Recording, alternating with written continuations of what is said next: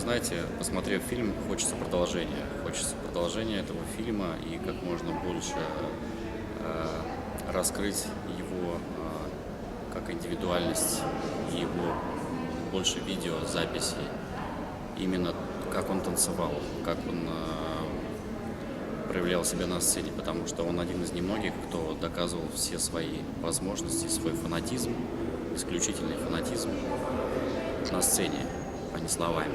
Доказывал всегда на деле. Поэтому хочется побольше раскрыть и развернуть этот фильм, чтобы он стал художественным, возможно. Поэтому я считаю, что это необходимо для нас, для всех, потому как, объясню, так сложилось уже по истории, что балетное искусство слишком короткое и уходящее, слишком быстро. Поэтому, чтобы сохранить и показать наследие, показать прошлый век таких великих танцовщиков из Ленинградской школы, из Московской школы, как можно больше нужно снимать таких фильмов, чтобы люди успели узнать, познать, посмотреть, потому что классика — это основа многих видов искусства. И есть личности, которые проносили это, накапливая годами, тяжелейшим трудом. Вот Нуриев один из таких, на которого интересно посмотреть, послушать и увидеть историю одного человека.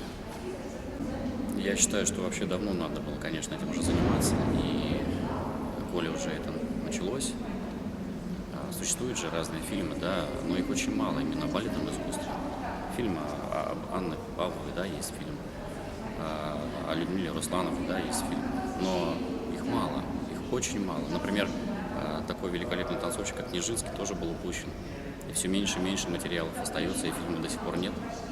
Поэтому мне кажется, что именно это нужно делать, нужно снимать, фиксировать именно на пленке.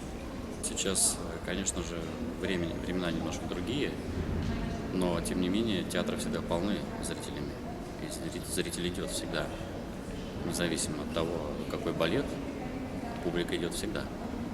Вот. А тем более, что существует до сих пор и старое поколение поклонников, да, и которые приобщают молодежь. Нужно как-то воспитывать молодежь тоже именно на исторических фильмах, на исторических объектах, на людях, которые создавали тоже историю, например, классического танца.